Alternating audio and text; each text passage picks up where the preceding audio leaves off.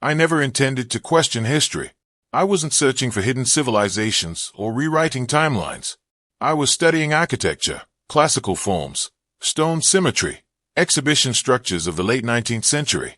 But the deeper I looked, the more something felt structurally wrong. The buildings did not match the story we were given. Massive glass domes spanning acres of land. Exhibition halls assembled in months that today would require years of engineering review and regulatory approval. Entire palaces layered with intricate terracotta ornamentation so precise that even modern fabrication struggles to reproduce it efficiently. We are told this was an age of horses and wagons, of primitive machinery, of alien industrial trial and error. Yet what stands in the photographic record looks less like a civilization beginning, and more like one concluding. Then the disasters appear, almost rhythmically.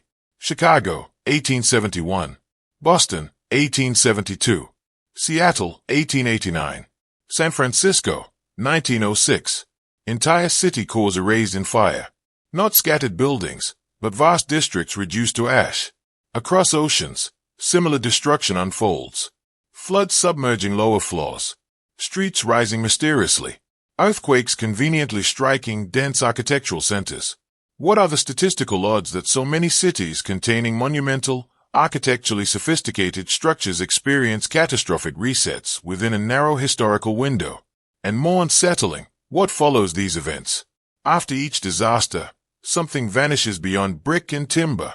Detailed construction documentation fades. Master craftsmen become anonymous. Blueprints are incomplete. Census data fragments. Population numbers fluctuate in ways that don't align cleanly. And photographs begin to show something peculiar. Excavation. Streets dug out several feet. Workers removing enormous volumes of soil. Entire city blocks appearing partially buried. Windows beneath sidewalks. Doorways leading down instead of up. Official explanations describe grading projects, raising street levels for sanitation and drainage. But the scale implied by the visual record is staggering. To elevate entire downtown districts by several feet would require the coordinated movement of millions of cubic yards of earth. Where did that earth originate? Where was it relocated? Why are cost breakdowns and logistical details so sparse for operations of that magnitude? In city after city, San Francisco, Chicago, Melbourne, Moscow, Buenos Aires, the pattern repeats. Excavation, regrading, rebuilding. Yet public outrage is curiously absent. Property owners rarely protest in recorded accounts. Financial strain is underreported. Newspapers treat massive earth-moving projects as routine civic improvements. It is as though cities quietly accepted being buried and reshaped without prolonged resistance. And beneath that quiet acceptance lies a deeper question. What if the excavation was not about raising streets, but revealing something already there? Then come the orphan trains. Between 1854 and 1929, approximately 250,000 children were relocated from eastern urban centers across the United States to rural communities. Official history frames this as social reform, rescuing impoverished children from crowded immigrant districts. But 250,000 children is not a minor intervention. It is a demographic redistribution large enough to alter generational continuity. Many of these children have minimal recorded origins. Some lack verifiable parents. Some reportedly cannot recall their families at all. Not grieving orphans with detailed backstories, but children without memory, processed through institutions, transported in groups, reassigned to distant homes disconnected from their past. Migration schemes. Britain relocated children to colonies. Argentina and Russia documented large foundling populations. Similar scale. Similar timeframes. Similar bureaucratic tone. Comprehensive in numbers. Hollow in narrative. How did so many nations independently initiate massive child redistribution during the same decades? In an era before rapid communication and centralized global coordination, such parallel structure is statistically unusual. Unless they were not coordinating, but responding to shared instability. Parallel to this child relocation wave is the explosive construction of psychiatric institutions. Between 1840 and 1880, hundreds of massive asylums were built across the United States. Not modest clinics, but palace-like complexes, architecturally ambitious, often featuring the same ornate stonework seen in grand civic structures. This was supposedly frontier America, still industrializing, still stabilizing economically. Yet these institutions emerge fully formed and large enough to house thousands. We are told this reflects progressive reform in mental health treatment. But intake records reveal patterns that provoke deeper thought. Diagnoses frequently include melancholia, confusion of thought, acute mania, and amnesia. One term appears repeatedly: nostalgia, an excessive longing for the past. Why would longing for the past be classified as illness? Why would memory disturbance become so prevalent in the same era that cities are being excavated and rebuilt? Many asylum patients have limited documented backgrounds prior to admission. Few detailed family records. Incomplete origin stories.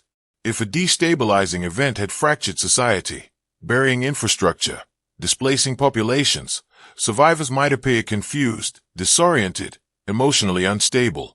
They might describe a world that no longer aligns with emerging official narratives. Such individuals would not require violent silencing. They could be institutionalized, medicalized, their testimony reframed as pathology, mixed among genuine psychiatric cases until truth and delusion become indistinguishable. At the same time, professional credentialing expands rapidly. Architecture becomes formalized. Medicine becomes licensed. Engineering requires certification. Knowledge once passed through apprenticeship is now regulated by institutions. Traditional methods are dismissed as outdated or unsafe. Who struggles most within credential systems? The elderly, the traumatized, the institutionalized, the relocated children, the witnesses to discontinuity. Within a generation, authority shifts from lived experience to certified expertise. Historical narrative stabilizes under institutional control. By the 1920s and 1930s, documentation becomes tighter. Photographic evidence is abundant. Census records are more consistent. Personal accounts align neatly with textbook explanations. It is as though the historical lens snaps sharply into focus, precisely when the previous generation fades. Those born in the 1850s and 1860s, individuals who would have been adults during the alleged era of burial and reconstruction, die in massive numbers during World War I and the Spanish flu pandemic. Another demographic rupture. Another severed chain of oral memory transmission. I am not asserting orchestration, but the timing is undeniably convenient for narrative consolidation. So where did they go? The witnesses, the survivors, if they existed. Some perhaps entered asylums. Some were relocated as children. Some integrated quietly, choosing silence over social alienation. Some died in wars, epidemics, industrial accidents. But collectively, they vanish from coherent historical voice. Not through dramatic purge, but through diffusion. Through relocation, medical labeling, bureaucratic absorption, generational turnover. And the architecture remains. Silent. Impossibly refined. Windows buried beneath sidewalks. Lower floors transformed into basements. Civic buildings appearing fully mature in early photographs without visible transitional construction. The official narrative insists all of this unfolded exactly as documented, through rapid industrial growth and civic ambition. Perhaps it did. But coincidence begins to thin when patterns replicate globally. Excavation. Fire. Relocation. Institutional expansion. Credential reform. Demographic rupture. What would it take to make an entire civilization forget? Not destruction alone, but reclassification, redistribution, institutional framing, and time. Within 50 years, a prior framework could dissolve into myth. Children raised entirely within the new order would never recognize discontinuity. The buildings would be attributed to them. The resets would be explained as progress. The absences would be normalized. I began this investigation searching for evidence of a lost civilization. Instead, I found something subtler, a possible reorganization so thorough it appears natural, a structural reset embedded inside modernization. And the deeper I look, the more the silence beneath the streets feels deliberate. If a structural reset occurred, it would not need to announce itself. It would not arrive with a proclamation declaring the end of one world and the beginning of another. It would unfold quietly, disguised as progress, reform, modernization. Cities would not be described as buried, they would be described as improved. Populations would not be displaced, they would be described as relocated for opportunity. Witnesses would not be silenced, they would be treated. And within 2 generations, the new framework would feel ancient. Consider how fragile collective memory truly is. A civilization does not remember through monuments alone. It remembers through grandparents telling stories to grandchildren, through continuity of language, through inherited trade skills, through community knowledge that passes quietly from one era to the next. Break that chain, even briefly, and memory fragments. Disperse children. Institutionalize elders. Flood the social atmosphere with crises that demand immediate survival. The past begins to blur. The late 19th century was saturated with upheaval, rapid industrialization, urban fires, economic panics, massive immigration waves, public health crises, war. Every few years, a new disruption dominated attention. When societies are overwhelmed by constant crisis, long-term reflection collapses. People focus on adaptation, not preservation. If there were inconsistencies in the official narrative, buried streets, unexplained reconstruction speed, displaced populations, those questions would struggle to compete with immediate survival. But architecture has a way of resisting narrative simplification. Buildings outlive explanation. They stand as silent artifacts. And the more one examines certain structures from the 1800s, the more they appear anomalous. Not merely ornate, but fully matured in design language, as if built by a culture already fluent in advanced structural systems. Consider the engineering precision required for massive domes before modern computational modeling. Consider the standardized stone blocks laid with such uniformity that seams are barely visible. Consider the civic buildings that appear in early photographs pristine and complete, with minimal visual documentation of construction phases that should have spanned years. Even World's Fairs raise questions. Grand exhibition cities constructed rapidly, adorned with monumental architecture, then partially demolished soon after. Temporary cities with infrastructure rivaling established capitals. We are told they were built quickly with plaster and timber facades, theatrical illusions. But photographic evidence often shows solidity, depth, structural sophistication inconsistent with pure facade construction. If these were theatrical, they were executed at a scale and refinement that strains the limits of the tools attributed to the era. And then there's the mud, the recurring imagery of partially buried lower floors, streets elevated by several feet, basements that were once ground-level entrances. Official explanations cite sanitation improvements and soil modernization. And that may be true in part. But when similar patterns appear across continents, entire districts adjusted vertically, coincidence begins to feel inadequate. The amount of soil required to uniformly raise city centers defies casual explanation. If the earth was brought in, it required vast transport logistics. If it was already there, covering structures, then excavation would reveal what predated the official timeline. The demographic disruptions align with this architectural discontinuity. 250,000 children relocated in the United States alone. Tens of thousands more across Commonwealth nations. Asylum populations swelling during the same decades. Diagnoses frequently involving memory disturbance and emotional disorientation. The word nostalgia appearing not as poetry, but as pathology. A longing for a past that official history insisted was either primitive or non-existent. Imagine surviving a catastrophic shift, environmental, social, infrastructural. Imagine remembering streets at one elevation and waking to find them transformed. Imagine recalling buildings that no longer align with newly written descriptions. If such memories conflicted with institutional authority, how would society respond? In times of instability, social cohesion depends on narrative unity. Divergent accounts become threats to stability, not necessarily through conspiracy, but through human instinct. Communities gravitate toward explanations that reduce anxiety. Individuals who resist those explanations risk marginalization. Professional credentialing strengthens that stabilization. When expertise becomes centralized, authority over interpretation consolidates. Historians formalize timelines. Architects codify styles. Engineers define feasibility. Medical professionals define normal cognition. Once these systems interlock, alternative interpretations lose institutional footing. The past becomes what certified bodies agree it was. Lived memory, without documentation, carries little weight against stamped authority. By the early 20th century, the reset, if it occurred, would be nearly complete. The generation that might have remembered pre-reset conditions would be elderly. Their testimonies would compete against industrial optimism and national expansion. Then comes World War I, a global trauma consuming millions, followed by the Spanish flu, claiming tens of millions more. Entire communities lose elders simultaneously. Oral history chains snap. Survivors focus on rebuilding from war and disease, not questioning architectural anomalies from decades earlier.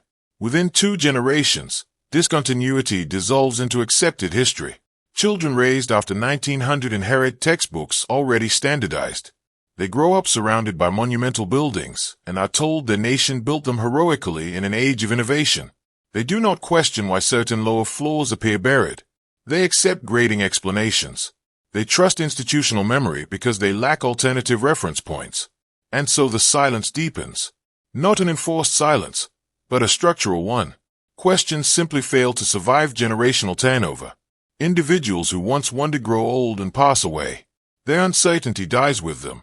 Their grandchildren inherit certainty. This is what makes the possibility so unsettling. It does not require secret councils or shadow directives. It requires crisis, relocation, institutional growth, and time. Time is the most effective eraser. Within 50 years, a prior framework can vanish from mainstream consciousness if continuity is sufficiently disrupted. The evidence, taken individually, is explainable. Fires happen. Floods happen. Urban grading projects occur. Child poverty was real. Mental health reform was genuine. War and pandemic were tragic but natural in their emergence. But when these phenomena cluster tightly within the same historical window, when architectural discontinuity aligns with demographic redistribution and institutional expansion, the clustering demands at least curiosity. What if modernization was not purely additive? What if it was also absorptive? What if a prior infrastructural layer existed and was incorporated into a new narrative rather than constructed from scratch? What if the late 19th century was less about building upward and more about reorganizing what already stood? If that were true, the survivors of that prior layer would pose a problem, not because they threatened power structures, but because they disrupted coherence. A society recovering from upheaval prioritizes unity over ambiguity. Memories that contradict collective direction become inconvenient. Some are dismissed. Some are forgotten. Some are institutionalized. Some are relocated. Some simply fade. And that may be the most haunting possibility of all. Not that there was a dramatic, cinematic apocalypse, but that there was a bureaucratic reset, a quiet absorption of one world into another, a reclassification of origins, a reframing of infrastructure, a generational handoff in which the past was simplified for stability. I began searching for a vanished civilization. I expected dramatic ruins, secret maps, undeniable proof. Instead, I found something subtler and perhaps more plausible: systemic absence. Gaps in documentation where detail should exist. Photographs that capture results but omit process. Institutions expanding precisely when memory becomes unstable. Children moving in volumes large enough to fracture continuity. Elders disappearing during global crises just as narratives stabilize. So where did they go? The people of the previous layer, if they existed. Some became patients. Some became settlers with new surnames and altered pasts. Some died in wars and pandemics. And some likely carried their memories quietly to the grave, dismissed as confused, nostalgic, or resistant to progress. The buildings remain. The lowered windows remain. The quiet inconsistencies remain. And once you begin noticing them, they refuse to dissipate. Not because they prove a hidden empire beyond doubt, but because they challenge the simplicity of the story we were handed. History feels solid because it is printed. But print is recent. Institutional authority is recent. Collective memory, before that, was fluid.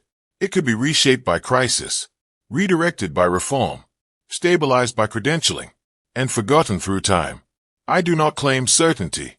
I claim only that the silence is too consistent to ignore, the clustering too precise, the generational breaks too aligned. Perhaps there was no dramatic mud flood. Perhaps there was no advanced lost civilization. But perhaps there was a transition so profound that it required society to compress its own memory.